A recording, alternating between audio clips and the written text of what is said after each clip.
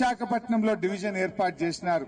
విశాఖపట్నంలో డివిజన్ అయినప్పుడు మా కాజీపేట ఎందుకు డివిజన్ చేయరు అని మేము అడుగుతా ఉన్నాం.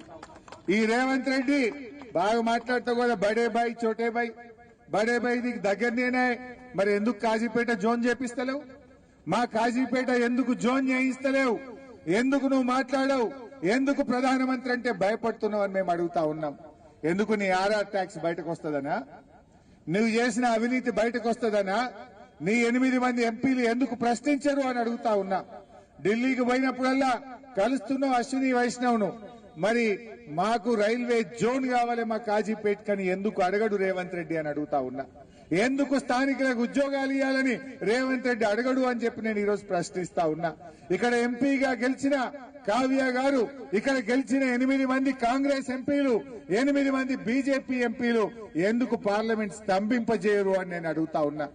బీఆర్ఎస్ ఆధ్వర్యంలో రాబోయే పార్లమెంట్ సమావేశాల్లో రాజ్యసభలో ఈ అంశాన్ని బీఆర్ఎస్ గట్టిగా మీ పక్షాన పోరాడుతుంది.